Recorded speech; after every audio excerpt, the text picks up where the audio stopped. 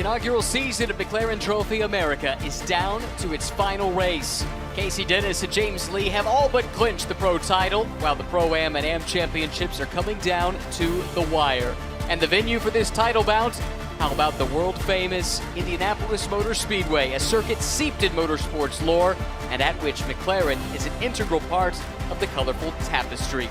Hello, my name is Ryan Marine. Great to have you with us for this season finale. Tom Baker is alongside. We'll hear as well from Amanda Busick. Seems like just yesterday, Tom, we kicked the season off in Northern California at Sonoma. Where's the year gone? It's flown past us there, but yeah, we're here for the finale. Great to see that we're going to have all 4 championships decided today. Great way to end the season.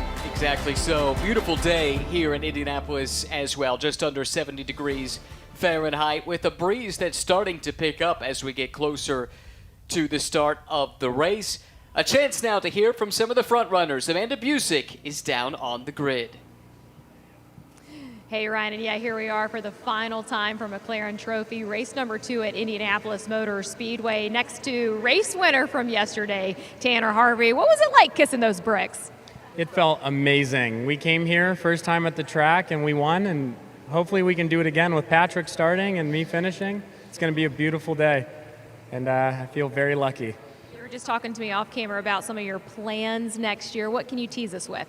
I'd like to do GT3 for SRO and stick with McLaren again because, wow, it's an amazing series, so put together. So I'm just very, very excited to see where my racing career goes. All right, well, hopefully you guys might be kissing those bricks by the end of the day, but they do start from row 4, so they will move up on that next to that race for RP entry for McLaren Trophy as well. This is one of the rows that we're going to have an eye on as we get this race started. In the Pro-Am battle, you're taking a look right now at the entry of Andrew Davis and John Dempsey. They had the P3 finish yesterday after the P2 finish from the other entry of Alex Hainer and Jesse Lazare. One of these cars will win this championship here today. It's about a 6-point difference based on how they finished yesterday. So there's going to be eyes on this battle. I told those guys ahead of the race, you guys play nice today on the track. And then in row 2, that's where our AM battle is for the championship. James Safronis leads that one, but Colin Harrison did say he knows he has a shot at it. He just has to race his race. And on row number 1, you'll have the entry of Jeff Cook and Dennis Tiemann.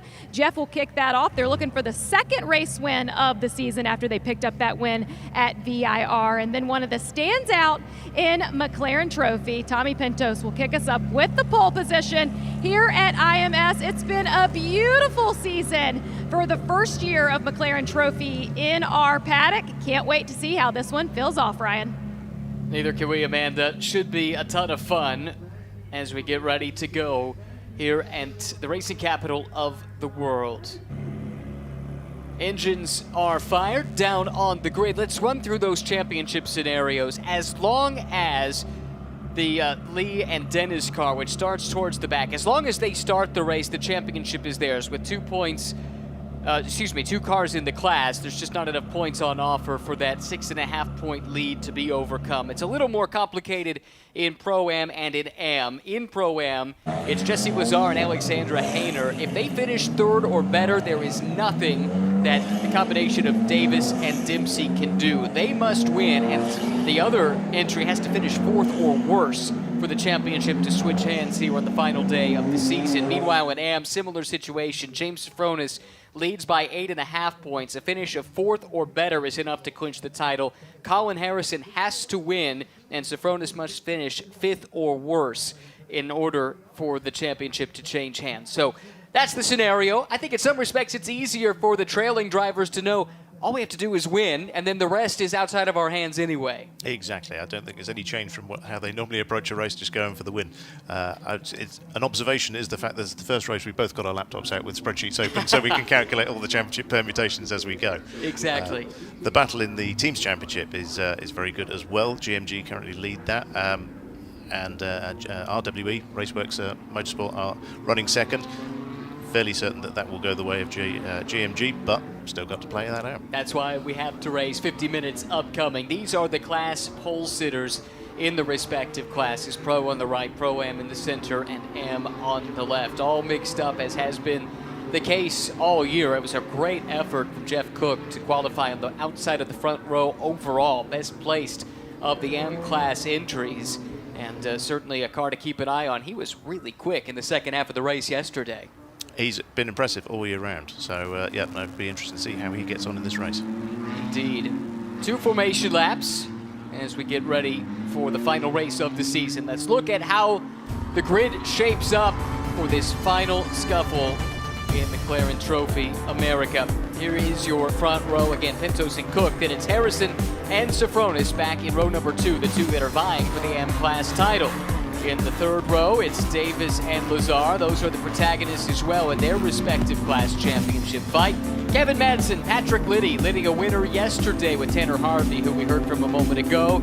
Steve Sorbero and Michael Steves in the next row. It's the 6th row now. Kanan O'Connell and Bob Stockard will line up 11th and 12th. James Lee, Chris likewise is the final row of the grid. The James Lee car, again, by virtue of starting this formation lap, they will be credited as a finisher, which officially then clinches the Pro Class Championship for the Lightning McLaren, car number 74.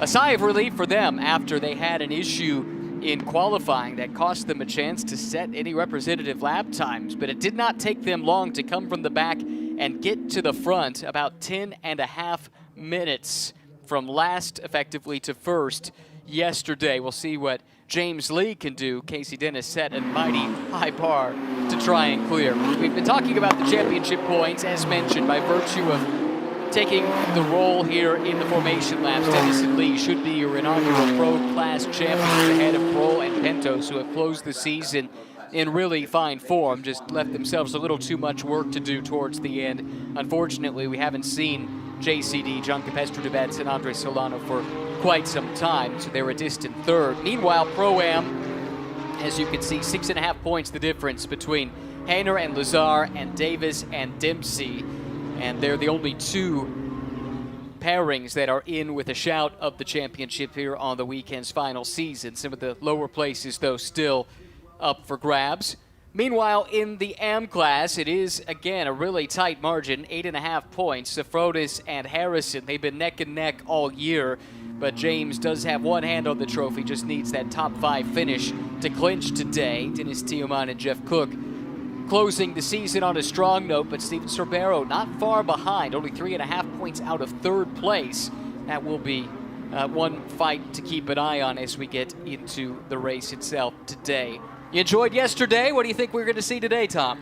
Yesterday was a fantastic race. We had action all the way through the field, which was great to see. Hopefully more of the same. Hopefully, indeed. Maybe fewer penalties. That would be nice, yeah. Try and make it a little easier on the maths and figure out who's finished where. My goodness, so many miscues in the pit lane with calculating pit lane minimum times and things of that nature, but that was yesterday. Today's a brand new day, and the final race of the season for the inaugural McLaren Trophy America Championship about to get underway at the Brickyard.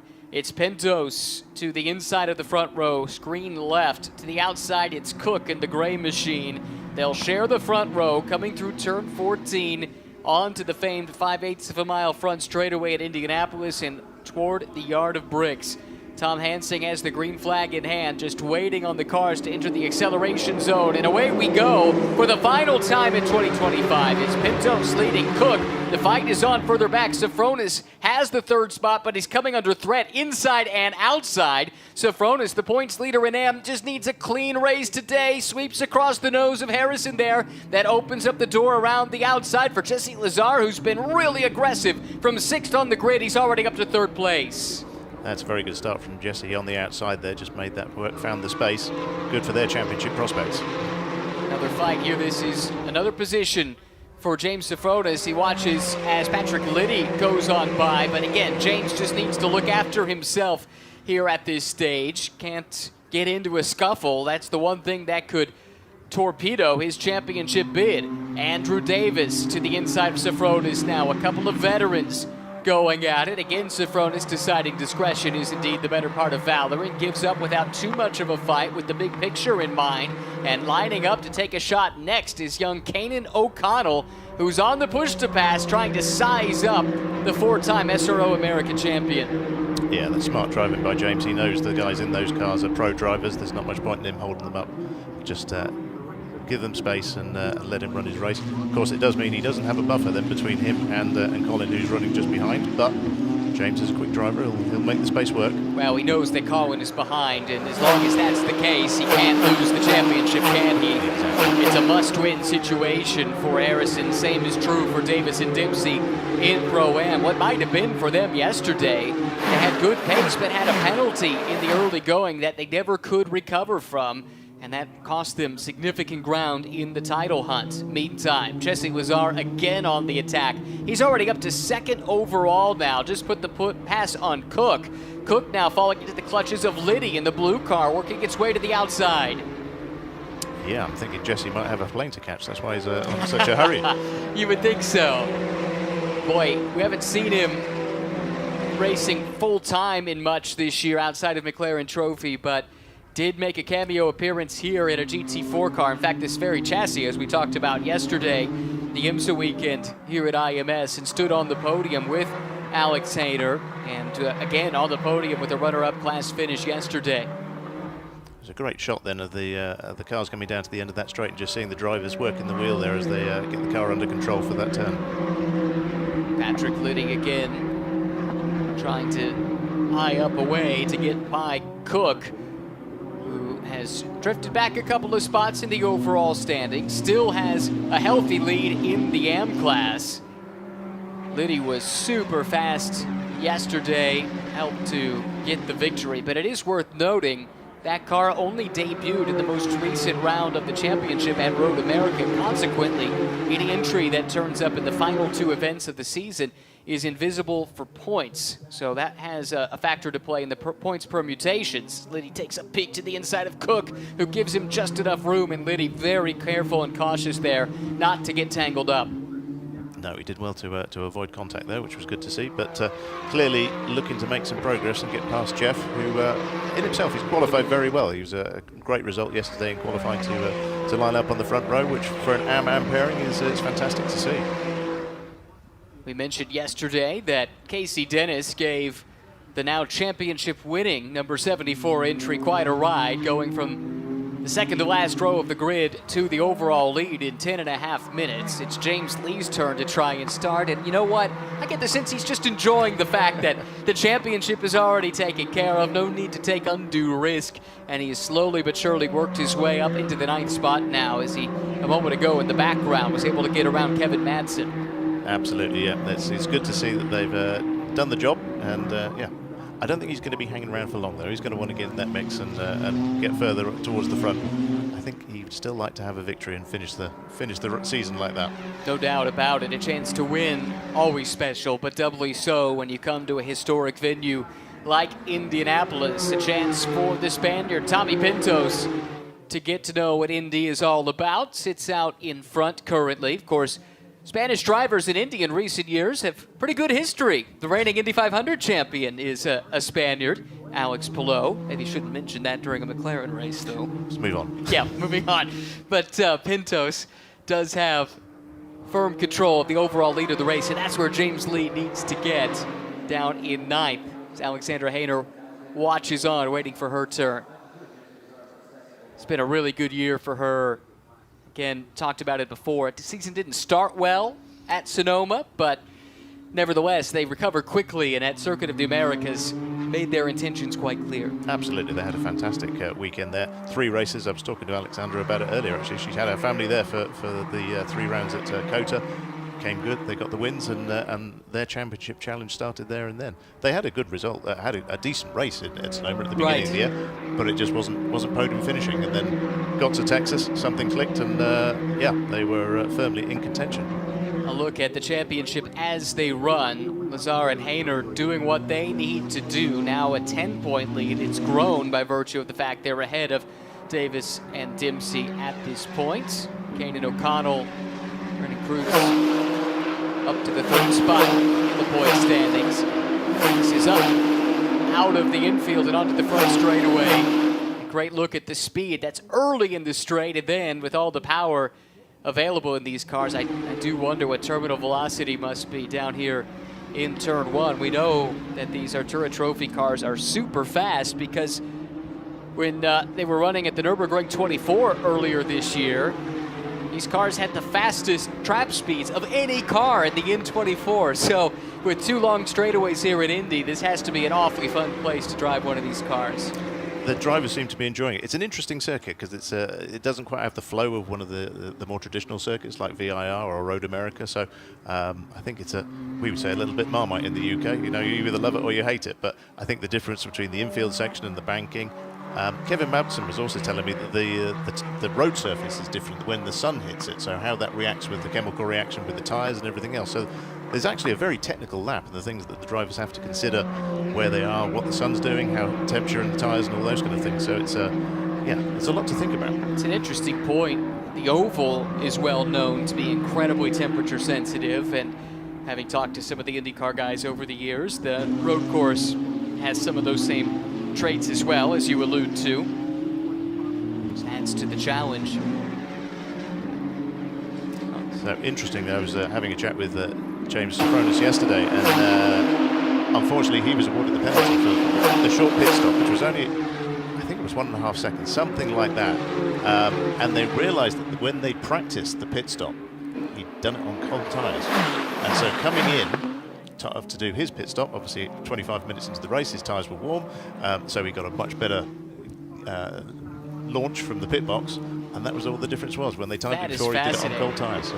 Yeah, sure. And he was, under the 2-second threshold that you get to play around in a little bit. There was a penalty for coming in under, but within that 2-second threshold, it's a multiplier of 10 by however many seconds you're under the minimum. But he must have been about 1.7 seconds under because it was a 17-second penalty, and that ultimately cost him enough track position that it kept the championship alive going into this final race. But right now, by virtue of the fact he runs solidly ahead of his nearest pursuer, the championship would go the way of James Sofronis as they run.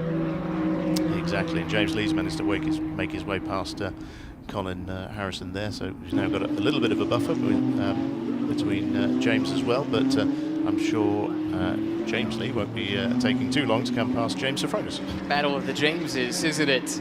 Sofronis here, white number 14. James Lee now splitting the top 2 in AM class points. They're 2nd and 3rd in class in the race. Lee now sizing up Sofronis. It's been a nice steady march forward for James Lee. Speaking of which, there you can see the live points gap, and although they're sitting 2nd on the road, there just aren't enough cars in the class to swap this position around, even with Tommy Pintos leading the race here at this stage, 9.5 minutes into the final race of the season. Jesse's lighting up the timer screens with fastest lap on his last lap, so he is sitting about just over a second short of shy of Tommy, shall I say. But he's been setting a good few laps. Tommy has it's very small amount in it between the two of them, so they are kind of trading times. But Jesse is the fastest out on track at the moment. Yeah, nip and tuck. You're right. Looking at their best times, looking at basically, what would it be, 19 thousandths of a second between the two in terms of their best lap times. Let's check and see what the most recent laps look like. Click on the right column. Last lap, Lazare was moderately quicker, only about a 1/10 of a second. Let's check this time by. Basically identical, only 9 thousandths between the two of them. Back to the Jameses here, and we've been watching. It's a tougher task for James Lee today than it was for Casey yesterday in terms of coming up through the field, because you have in these Pro-Am cars more of the pros getting the start here today. So without a doubt, that complicates matters for James Lee, trying to match what his teammate did yesterday. And on top of it, there was a little bit of chaos at the start of the race yesterday too, which meant he gained a few positions without having to truly fight for them. That's true, yeah. We did have a few cars taking different routes, shall we say, different lines through the corners, but James was determined to come through. He's managed to make his way past now. He was looking good into turn 1, but just I think he started a little bit further back than he needed to be, but he's made that move stick now, so James is now in front of James. Exactly. Got the run down Holman Boulevard, named for Tony Holman, who purchased this facility in 1946, saved it from almost certain destruction as the city of Indianapolis started to expand. This area was pegged to maybe turn into housing development, but a consortium of folks who owned the track at the time, including World War I flying ace Eddie Rickenbacker and Wilbur Shaw, a 3-time winner of the Indy 500, sought out someone who could buy the track, preserve it, and shepherd it into its next era, and Tony Holman did just that, and it was the Holman-George family that owned this facility until 2020 when Roger Penske took ownership. And to tie it back to McLaren, of course, the first McLaren win at Indy was in a Penske-entered McLaren. You do a very good job of wrapping everything up here, don't you? Yeah, you do your research. We try. Mark Donohue won that race, 1972. Sharp-looking car, which is on display in the museum. Which I haven't had a chance to go and get to, which is very disappointing, but it's going to have to be next year now. Need to make sure you get a chance to do that before you head off for the weekend. A moment ago, got our race vision powered by AWS, showcasing which cars were strong in which sectors. Sector 1 includes turns 1 through 6. Then it's Sector 2, which has the Holman Boulevard straight into the twisty complex 7, 8, 9, and 10. And then the final sector includes going up onto the south end of the oval, back to the infield for turns 12 and 13. And then 14 right here, back up onto the front straightaway into the Art of Bricks once again. Just under 2.5 miles around, 14 turns, the IMS road course, which opened in 2000, along with the pagoda as it's currently constituted, and all the pit garages, all of that installed for the arrival of Formula One. U.S. Grand Prix held here from the year 2000 through 2007 or 8. I think it was 7. I think you're right, too. And that final one was won by Lewis Hamilton in? That was. McLaren. That's there right. Yeah. Double header, because he won at Canada as well, I think, the weekend before. That one, I will defer to you on. I hope I've got that right now. You said it with such confidence, I'm willing to roll with it. Fastest lap in the class, I believe, belongs to Jesse Lazare, who has reeled in Tommy Pintos. Might be the fastest lap overall now as well. Meanwhile, battle breaking out here. This is further down the order. Steve Sorbero, Chris likewise. 2 different classes, but identical cars. And see what this fight looks like as it continues here through the chicane. Yeah, I was having a quick chat with Chris on the grid before he got in the car. He'd come over to Silverstone for one of our Pure events middle of September. So he actually got a chance to sample the GT3 car, which he was very impressed by. So we'll have to see if we can convince him with one of those. But yeah, he loves being part of the McLaren family, getting to come and do those things that you wouldn't ordinarily be able to do. So yeah, he's a big fan, which is nice to have him involved, and he brings his family along and everything else. So it's a lovely atmosphere. For those light on details, myself amongst them, describe what the Pure events are that McLaren hosts. So it's a chance for McLaren owners to come along. We hire out Silverstone and other circuits around the world, but it's a real sort of celebration of McLaren road cars. We bring the race cars along, so we had the trophy cars there. Our trophy winners were actually there to get their prize of a drive in the Solus GT, which everyone had a big smile on their face after doing that. Can't imagine why. No, exactly. So that was a big thing, and it's a big celebration. We have a lot of our driver coaches there, new cars. We had the Project Endurance hypercar on display. So yeah, it's a fantastic event, great atmosphere, and it's great to be able to get so many of our racing customers along to enjoy the event. And actually, some of the teams from Europe came along and they used it as a testing opportunity with their trophy cars. So it's a big benefit of the championship. It is a passionate fan base and customer base. The Papaya Army, anywhere you go at a racetrack, chances are you'll see it well represented. This was a moment ago. Ooh, this is how the lead closed up so much. Tommy Pintos a little bit deep there in the braking zone for turn 12, and that opened the door for Jesse Lazare to get to the doorstep. And Jesse's brought Cook along for the ride here. Really close now in that top 3.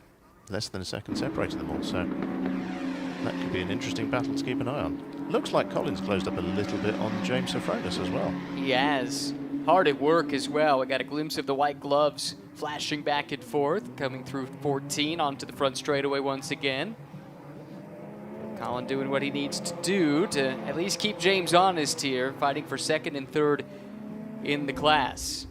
So that's the top 3, and each of the class leaders all in the same shot, but Patrick Liddy has closed in a little bit as well. So 2 seconds now, cover the top 4. Liddy will want to get a move on here and try and get to Jesse Lazare. That is for class position. One car separating the two of them. Maybe playing into his hands a bit is the fact that Jeff Cook is looking stronger than ever. He's hounding the back of that Motorsports in Action car, isn't he? He's keen to get past. That's the fastest car of that leading trio on the most recent lap. And actually even quicker still was Liddy, who clawed in half a second to the race leader. That's Cooper Broll getting ready to take over from Tommy when his stint starts. Those two seem to have really hit it off this year and got those wins, didn't they, at Road America? Called to the pit lane. It is Liddy pitting from the 4th position. This is something they can do here as a guest entry. Their drive time rules are a little bit different, with the maximum drive time of 40 minutes. Well, they'll go ahead and take this call to the pit lane here. And it is a timed pit stop, just a driver change, no fuel or tires. And in the case of single driver entries, it's just sitting stationary effectively, and they have to sit stationary a little bit longer. As we discussed yesterday, it would be advantageous as a single driver. You've already been on track, you're warmed up, you know the track conditions, and so it's an additional 5 seconds stationary for those single driver lineups relative to the 2 driver lineups.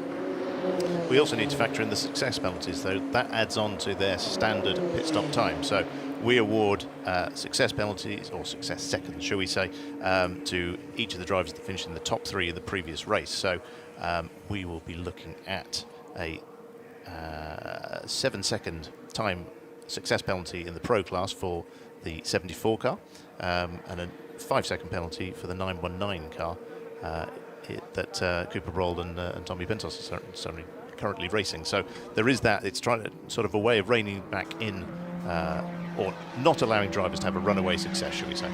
Well, it's worked because technically all 3 championships came down to today, albeit one was settled at the formation lap, but it has kept them within striking distance. Here comes Jesse Lazare, fastest man on track in that opening stint, and he'll be turning it over to Alexandra Hainer. Another part of the rules with the drive time rules, the way they're situated, the idea is to maximize the input, let's say, of the non-professional drivers in these Pro-Am lineups. They're the ones that are investing resources to be here, and we want to make this as much about them as possible. Exactly. The focus has always been on making sure that the AM driver is sort of the center of attention, and it's not a case of got a quick pro, put them in, they do most of the race, and the AM driver's just driving around to almost make up the numbers. So it's a nice way of making sure that they are getting as much track time and enjoying their racing. Alexandra getting set to climb in fact has done so now. Saw her carrying her seat insert to help make her comfortable. Drivers, of course, having to share the same seat, not always exactly the same dimensions, so teams will mold these seat inserts to make it comfortable for all involved, and hopefully then not have to make too many changes to the ergonomics of the cars during the pit stops. Exactly. So the number 10 car, Andrew Davis, is out of that, and John Dempsey is now in. They will only have 5 additional seconds to serve on their pit stop, whereas Alex and Jesse will have 7. So there's a 2-second benefit there for the number 10, which needs to win this race to stand any chance of taking the title. Can they make it work? Well, we'll see, but they need a little more than that too, unfortunately. They need some misfortune for the championship front runners, finishing well down the order and not scoring big points. Still can happen, anything can, right? With the final 29 minutes of the season coming to an end. There we go, we've got a drag race down the pit lane. Certainly do. It's good pit work by Forte team. Liddy, well, it was Liddy, wasn't it? So it must be Harvey now in the blue car, able to come around and building up into a nice rhythm here, and that helps to jump that car to the front of those that have pitted so far.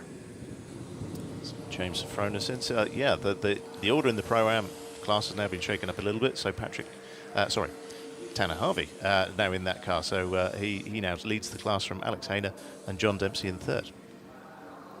Hopefully James and the GMG team are factoring in the hot tires this time, the hot Pirelli P0s. I'm sure they will have learned their lesson of yesterday and will be taking it extra cautiously going down pit road today. You can hear them bleeding a little bit of air out of the tires. That is allowed, but that's about it that the teams are permitted to do on the pit lane. Tommy Pintos remains on the track. I suspect they'll want to maximize Tommy's drive time as former McLaren Trophy Europe champion in its inaugural season. He's had to learn all the tracks, but he knows the car well, although it is an Evo, so everybody is learning to some degree, but he does have some of that experience to draw upon. And I tell you, he has been everything that was advertised from the start of the season. He has been super impressive seeing these tracks for the first time. Exactly. He's done a great job, and as you say, it's a new car to everyone, although Tommy does have a bit of a leg up in that he has worked with our development team on refining that car last year. So he hasn't done a huge amount of laps in it, but at least he was seeing how it was developing to get to this point of a finished product. This is not an insignificant penalty here. Short pit stop time. Must have been 0.4 of a second under, because it's a 4.14 second post-race time penalty coming for the Alexandra Hainer Jesse Lazare entry. And this is also worth noting that although she's currently behind Liddy, that Liddy car is invisible for points when it comes to the Pro-Am championship battle. Now, let's look back on what we saw a moment ago in the pit lane and watch the car in what is called the fast lane there, right-hand side in the pits, slowing down, creeping to the line, and then stopping, actually. My supposition is that the team realized they might have released that car just a little bit too soon and risked going under the minimum pit stop time. However, it's typically not looked upon favorably to not maintain pit lane speed in the fast lane in the pits. Yeah, that's a new one on me. That's the Chris Lightwise car, so it'll be interesting to see how that's interpreted in race control. In his favor is the fact there was no one to impede, so really it was a victimless crime. But yeah, again, not typically what race control likes to see, as the 21 of Colin Harrison now peels off from the AM class battle.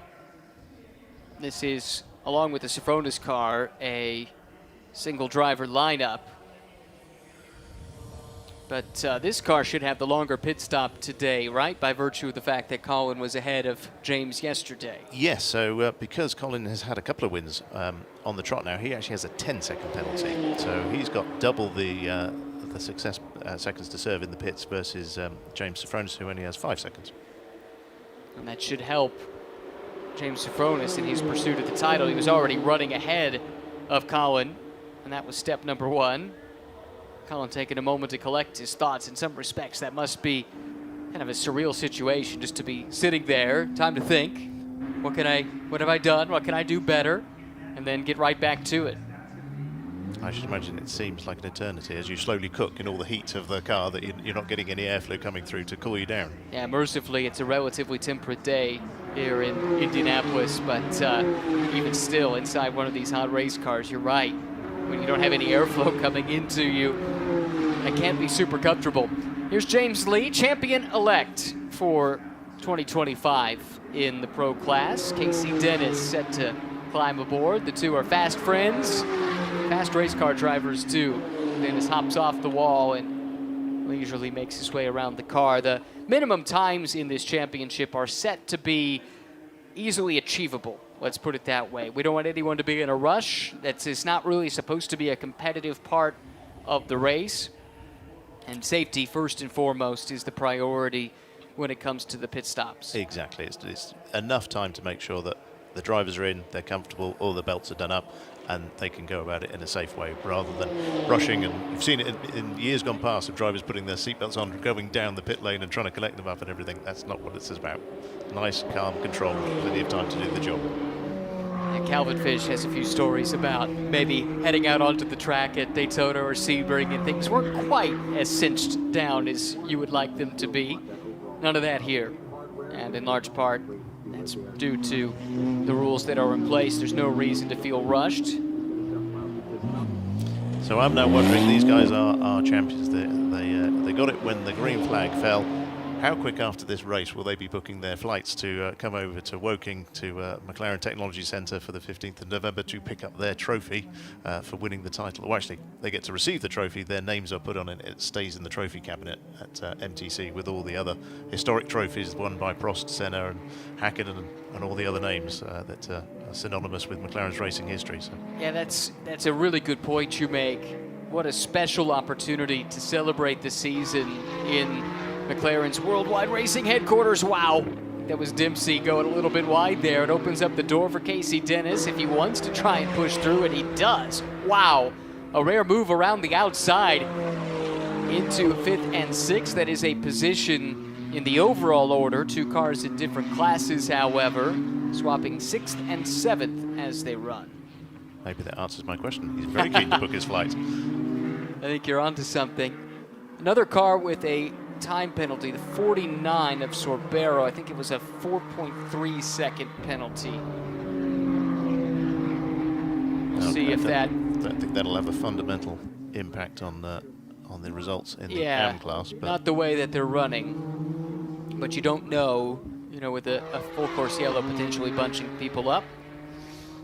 No, the gap in the Pro-Am class, I'm just looking at this because obviously the Hainer car, the 43, has that 4.14 second time penalty.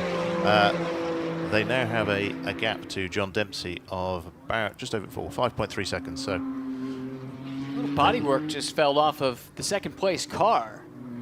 It's still shown in Temming and scoring as Jeff Cook, but it should be Dennis Thielmann, I believe, now in that car. No, I take that back. They've not pitted, have they? So that still is Jeff. Yeah, they're an AM pairing, so they've got right. a bit more leeway in their pit stop window. Yeah, they should be due in any moment now because the maximum drive time is 30 minutes, and we're approaching that quickly. As expected, both cars do come in. But interesting, there was something orange or papaya that came off, I think, of the Cook car. The number 5. Yeah, down down Holman Boulevard, and hopefully that's off the racing line. Also, hopefully it's nothing integral to the car. Looks like there's a bit of bodywork missing on the side panel there of the left rear. Good eye. You're exactly right. Perhaps there was a little contact. Yeah, nothing to be too worried about. But yeah, it would be better on the car than on the track. Definitely. And do wonder if race control will have to take a look at that. Just not sure exactly where it ended up, but for now we stay under green flag conditions. Everyone who needed to pit now is in the pits at the moment. Kevin Madsen was the last to do so. Yep, so he will hand over to Neil Langberg to finish off the season, which would be nice to see. They're been and gone, they're out down pit lane now. A little hop, skip and a jump from Jeff Cook there. Again, Yeah, I think we got a glimpse of the piece of bodywork going off the car a moment ago. Let's take a look here. Second car in line. It's already flapping, and there it goes. And there it went, yeah. So I wonder how that caught. Maybe he caught it on the tyre stack or something. It's an odd place for... Might have been a bit of contact, but... Well, whatever the case, don't think it's going to slow them down too much. Let's make a nice addition to a Marshall's motor memorabilia connection. Yes. Always wondered where pieces like that end up, and you're right, probably quite a few corner workers and fans end up with pieces of race cars. What a weekend this has been for Harvey and Liddy.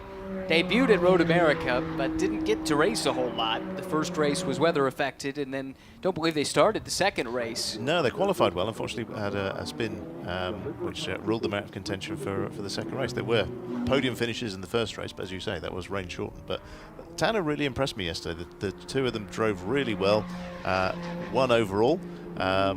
And put in a great performance. As Tanner was saying on the grid, he has aspirations of doing GT3, which would be great to see, but also it'd be lovely to see him back in the championship, going for a full year and a title challenge next year, because I think that the duo would have a really good chance. No doubt. I mean, his lap times, the last two laps have been super close together, and he is the second fastest driver on the track right now, only by 15 thousandths of a second to Casey Dennis, the champion-elect in the pro class. This is in just his second weekend of racing in McLaren Trophy, so that is really good stuff from Tanner Harvey and the Forte Racing team. Yeah, he's adapted really well. He's got a bit of a background in Baja buggy racing, so this is a very different proposition to what he's used to. But he's acclimatized really well, and he's got a great turn of speed and a lovely chap, nice family. They've really done well. The first to come to this paddock from off-road racing. Kyle Washington will be racing in the Indy 8-hour later in the weekend. And from off-road racing to Indy, look no further than four-time Indy 500 winner Rick Mears got his start in off-road racing, trophy truck racing. So there is a pedigree for it. That was really close. Everyone breathed in then. Yeah. Yeah, Tanner is keen to take that position away from Dennis Tierman for second overall, but I mean, great to see that Dennis is holding on to that place with 17 minutes of the race left to go. It's superb to see an AM-class car like that featuring so highly in the listings. Also leading the AM-class for Papaya Cup, it should be noted. Dennis Tierman won that Papaya Cup subcategory yesterday, if memory serves. A little bit wide into turn one there. Does that open up the door for Harvey? Took a furtive peek to the outside. Now looks like he's just tried to set this move up with a later apex. He's got Casey Dennis starting to close in as well. This is second and third, with fourth place starting to close in. That's the Lightning McLaren car that now gets a great run through the switchback of 5 and 6, down Holman Boulevard. Dennis to the inside of Harvey will sweep on through. Now, will we get late on the brakes and try and go to the inside of Tiemann as well? He does try, but it's easier said than done. Tiemann fighting back to the inside, hangs onto the spot, and a little hip check there at apex. Yeah, Dennis has got his elbows out. He's not going to give that up with that fight, but Tanner's trying up the inside. He's got the push to cars going. Oh, couple of cars off, yeah, one of John them. Dempsey and Alex Hainer. Whoa, and those two are fighting for a championship. I wonder, hopefully there wasn't any contact there. For now, Hainer is through, Dempsey able to continue on. That begs a few questions, though. It certainly does. All was happening there at turn 7, 8, and 9. Definitely had contact with Dennis and Tiemann. Harvey is now through on Tiemann as well. I might have seen the telltale tire donut on the right door of this car, but whether or not that was from that incident, can't definitively say. Let's look at this again. In the background, and it was a lunge from Dempsey. Maybe feeling a little bit of desperation here in the final weekend of the season. Yeah, I don't think there was really much of a gap for him to go through there, but that is a shame. Incident under review. This is the Dempsey car making its way down the pit lane. I wonder if maybe it sustained some damage there. It was a fairly heavy impact there on the front left, wasn't it? So, big Problems. lock up there for Dennis Tierman. Yeah. Was it a lockup or was there a tire rub? You're right, that was just smoke from the lockup. Still trying to get in his rhythm. That's a tough ask, right? Right out of the pits.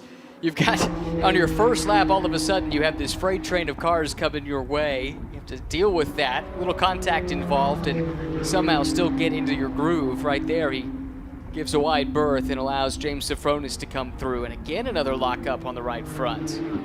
See, this is the thing. Unfortunately, when you do lock the tyres up, you get that flat spot and it keeps going back to that same spot. So it never gets better. No. Only gets worse.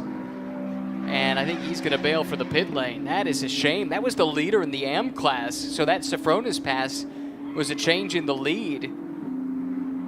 Meanwhile, after the spin, Alexandra Hainer still out on track and running seemingly untroubled, sitting second in Pro-Am, but in position to score maximum points by virtue of the fact that the Harvey Liddy car is invisible for points, having debuted in the final 2 events of the season. Exactly, and they've got a good cushion back to Brendan Kreutz and Kanan O'Connell, who are running 3rd in class, but they are 10th overall versus Alex Hainer running in 5th overall. So they've got 4 cars in between in the AM class that Brendan would have to try and pass to even get on the tail of Alex.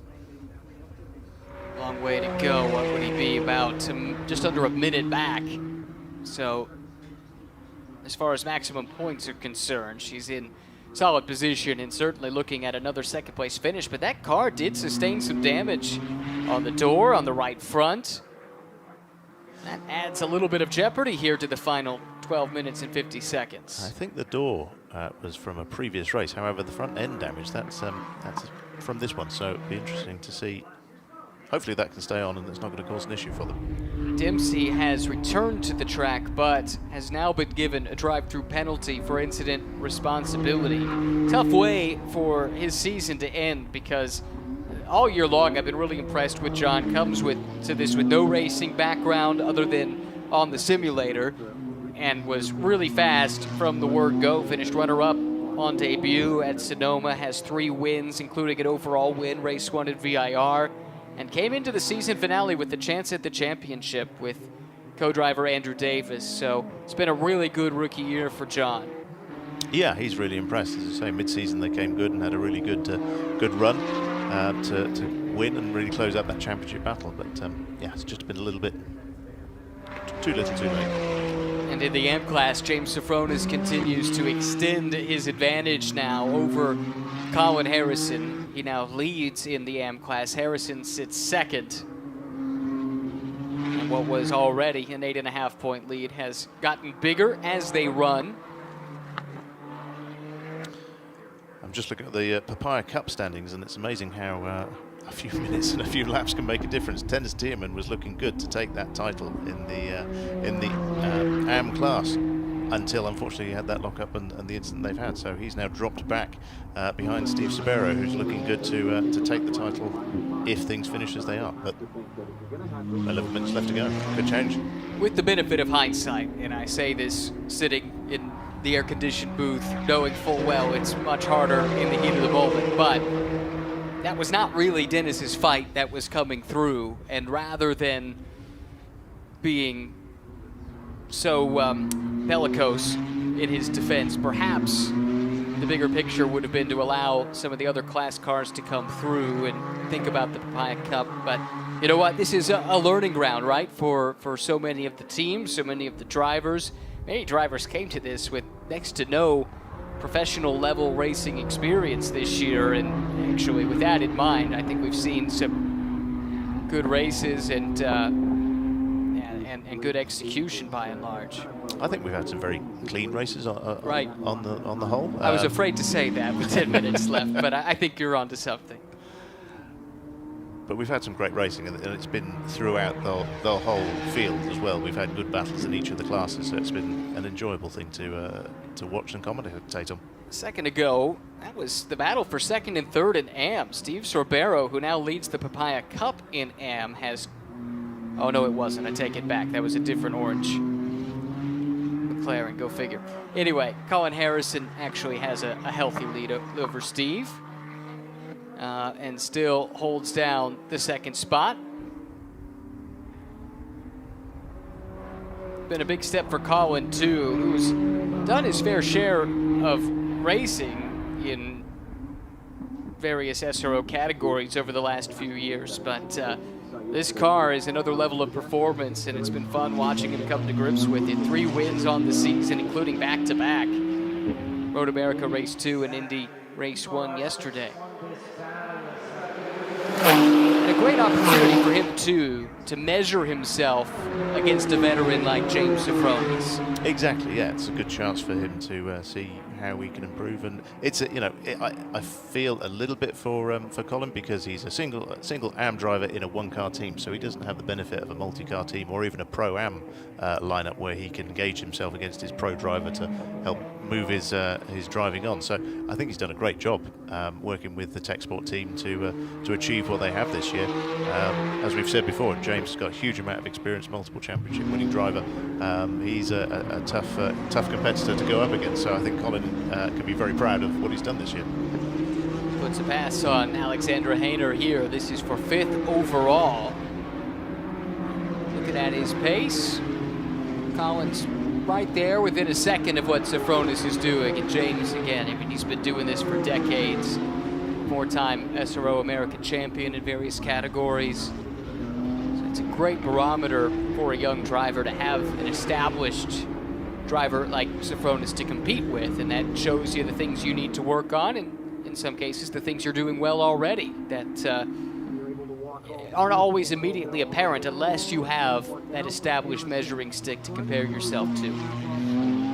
Exactly. I'm looking at the times at the top 2 between Cooper Broll and Casey Dennis. The gap is coming down. We've got just under 8 minutes left of the race to go. The gap is now 8.7 seconds. It's been coming down a little bit lap by lap. Casey isn't going fast enough to overcome him at his current pace. However, if he keeps closing that gap, he could become bigger and bigger in Cooper's mirrors, and it could be an interesting one for the end of the race. Shape it up that way at the moment. This is Cooper Broll here, 6.8 seconds to the good over Casey Dennis, trying to make that win from the back happen again. Technically, they were first across the line yesterday, weren't they? But had the time penalty. That cost them the overall win officially. Today, a chance to get it done with under 7 minutes to go. Good pace in that car, but time is running out. Cooper's lap this time by a 1:30.6. Let's compare that here in about 5 seconds to Casey Dennis.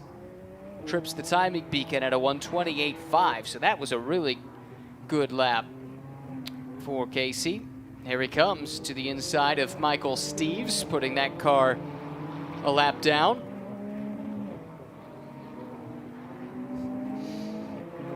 Yeah, Casey seems to be on a bit of a mission.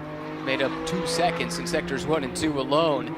Here's a look at the live points in the pro class, and as we mentioned, this one was done and dusted as soon as the green flag came out. Dennis and Lee, champions-elect. They basically had it done yesterday, but did have to start today's race to make it official. They've done it, and now sit second on the road, and this isn't just for, of course, the second overall. This is also for class position and all the accolades that go along with that. So Dennis has the bit between his teeth here and is trying to run Cooper back down. They were much closer together through sector 1 this time, half a second between them, half a second again in sector 2, all going the way of Casey Dennis.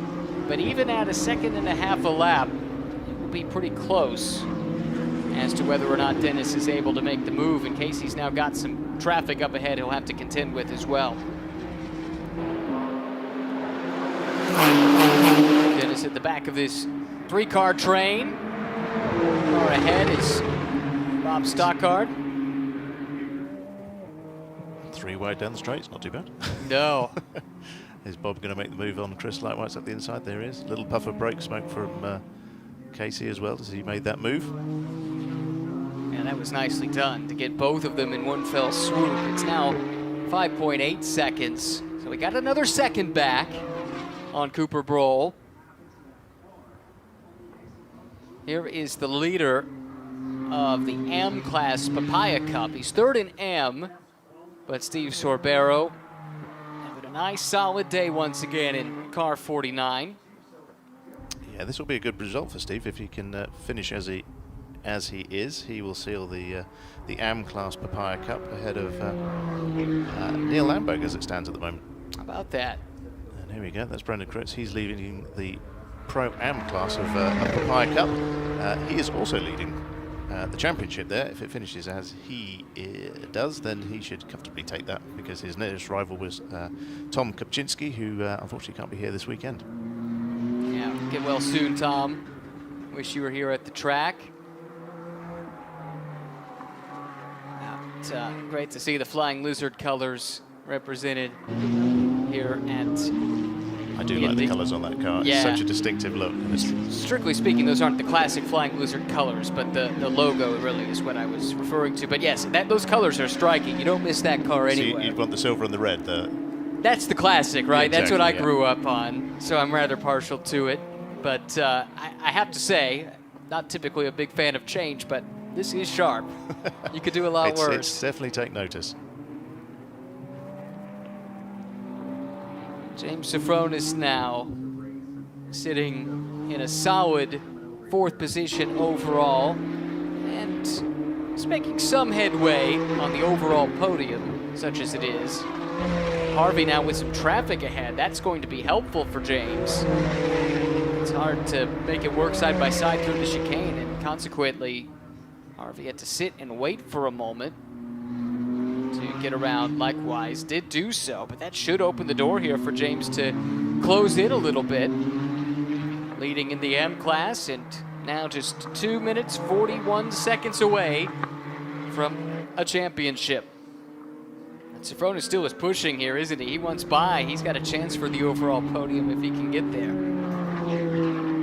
Yeah, we might have to start thinking about doing one of those. True. There, strictly speaking, isn't an overall podium, but he'll enjoy going up on the top step for the AM class victory as it stands. yes.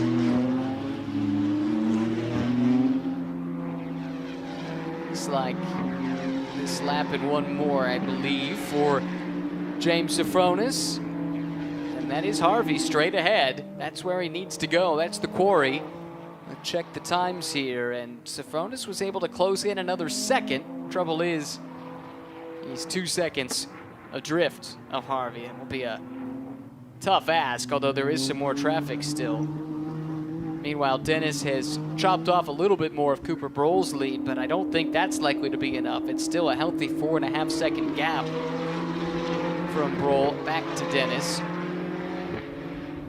with a lap and a half to go for the overall leader of the race and the top 2 in the pro class.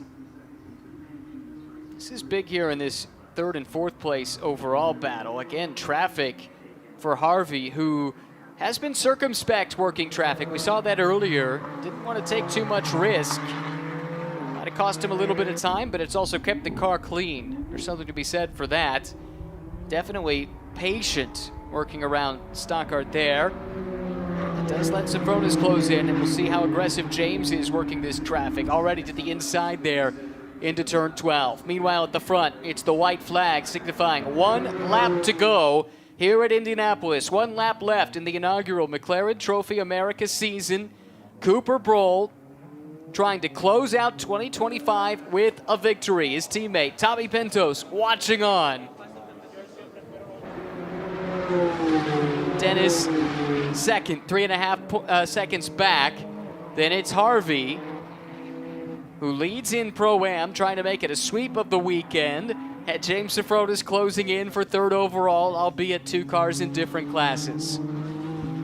Safronis now less than 2.5 miles away from a championship. Same story for Alexandra Hainer and Jesse Lazare, set to score maximum points with a 2nd place finish in Pro-Am, only behind a guest appearance machine. This blue car right here of Harvey and Liddy.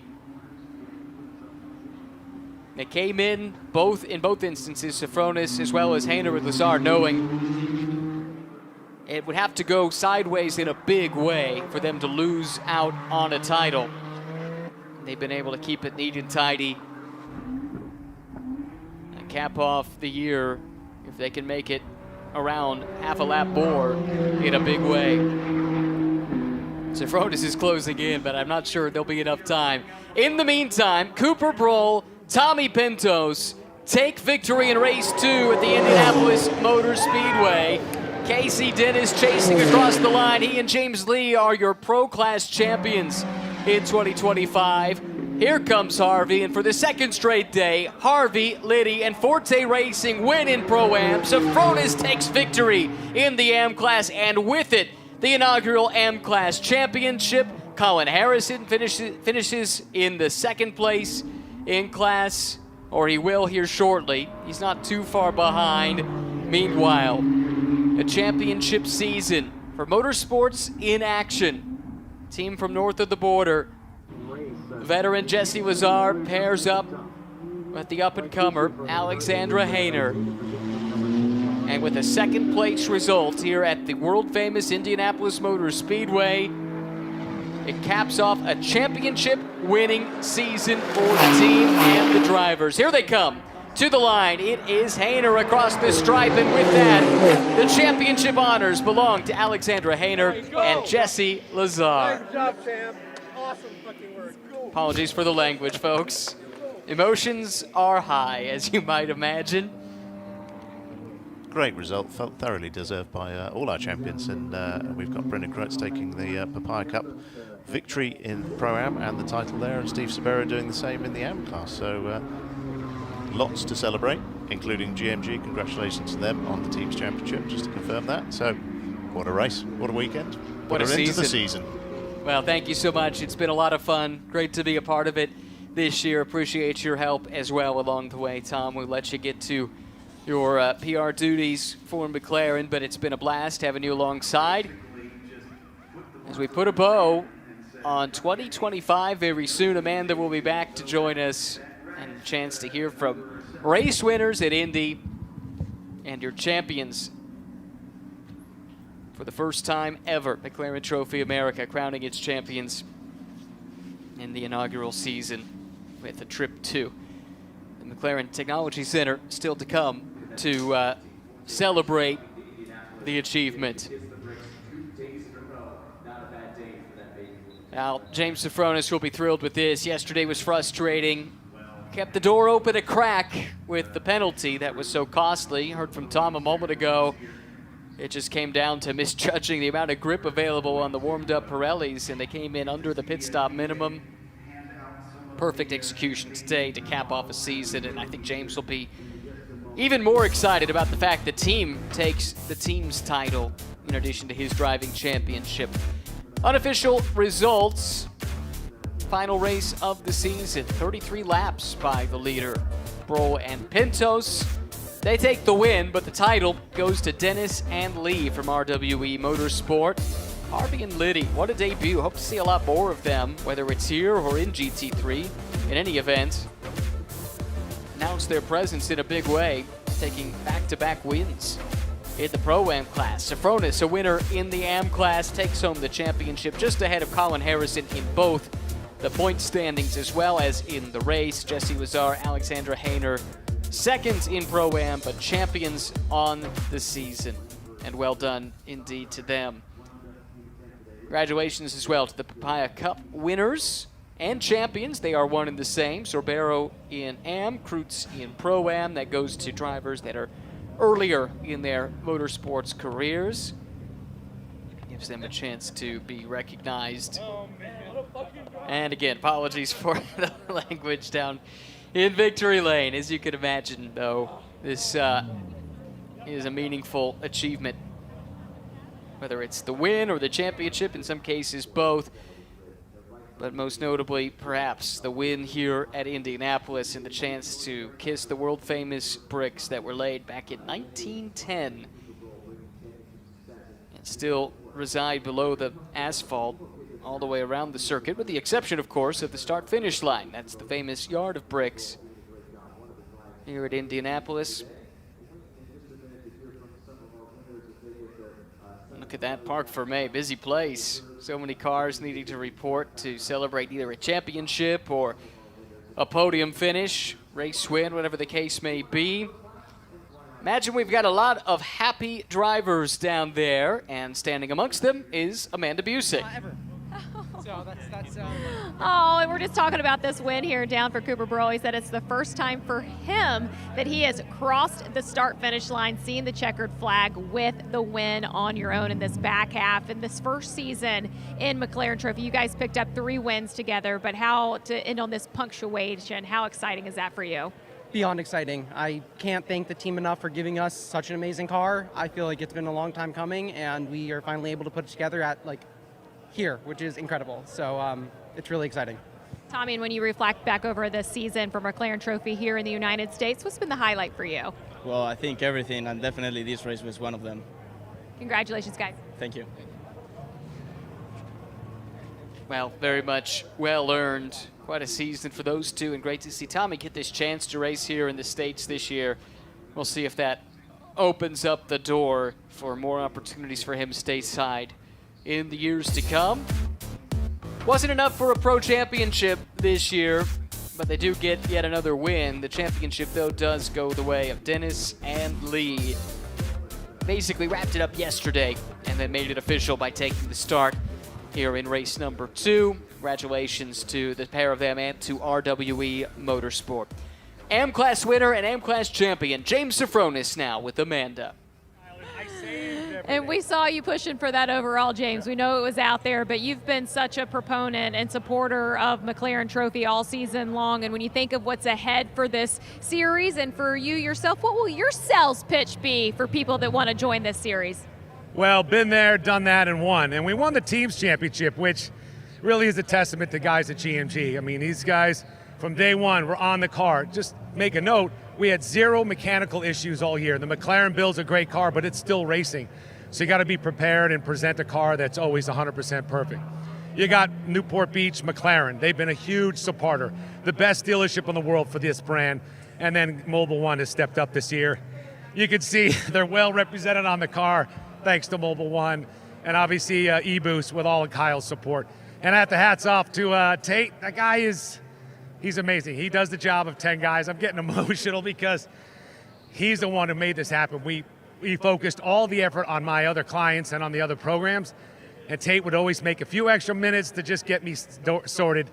So I love the guy. He's awesome. And then obviously my wife and kids, you know how special they are to me. I'm getting emotional because I've been doing this a long time, and it's not easy to win these championships. So when you do, you got to enjoy them like my wife told me to. And now we're going to have a little bit of a celebration. The guys can relax a little bit. They've been working 6 months straight, so hats off to them. And it's quickly back to team owner for you today. Yeah, we got a car in the 8 hour. Kyle's got a lot of work to do with Klaus and Tom. And then we have CJ and Kyle also in the GT America race. So there's no rest for me, but I love it. I don't want to stop. And I'll keep going as long as I can. And Jensen, I'll see you here next year, buddy. That's awesome stuff. This means so much, and this was a proof of concept for James running in McLaren Trophy this year. They've got big plans for the championship next year. He takes home the title, narrowly edging out Colin Harrison in the AM class, and Steve Sorbero does take the 3rd spot in the season-long championship. It was really close. Tillman and Cook, what might have been, had some bad luck here today, but it opens the door for Sorbero, and he takes home 3rd in the points.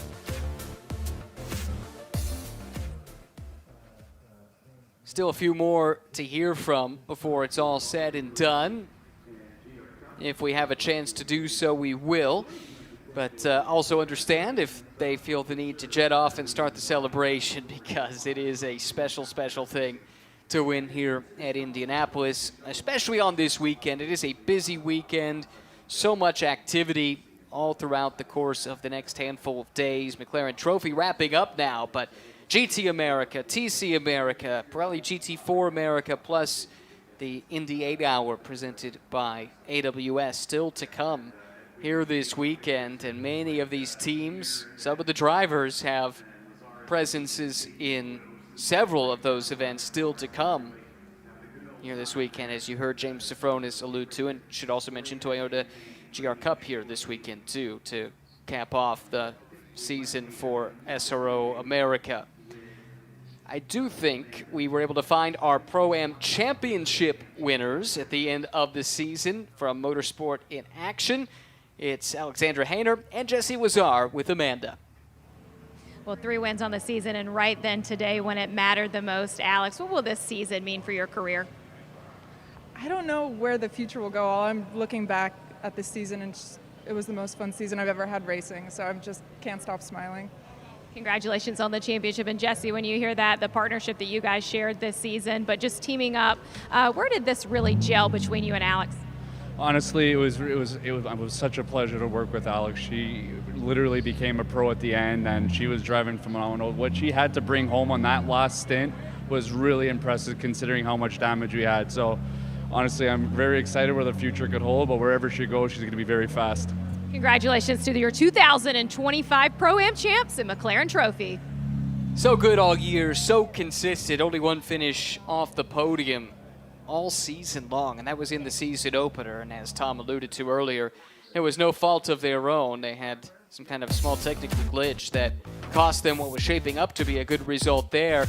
And in the final analysis, it's 13.5 points that Hainer and Lazare finished clear of Davis and Dempsey. Krutz and O'Connell take home 3rd in the standings, ahead of Vilgaris and Kopczynski, with likewise and Guzman finishing 5th in Pro-Am for 2025. The final race of the season started with Tommy Pintos on the overall pole position. He was able to jet ahead. We had a couple of battles breaking out. James Sofronis thinking big picture in the early going. Got past quite a bit, but was thinking championship. He was able to preserve it and take home the victory. Pintos a little bit wide in turn 1. Then, after the pit stops, it helped Forte Racing jump to the front. Great execution in the pits, coupled with success penalties for some of the competition, open the door for the blue car to go to the 4 in Pro-Am, as they did yesterday. It was back-to-back wins for that pairing of Liddy and Harvey. More things to come. Big moment in the Pro-Am Championship here as a couple of the front runners collided. Dempsey was given the penalty for that. Hainer able to continue on, even with some damage, and take home the championship. That concludes the inaugural season of McLaren Trophy America. See you next year.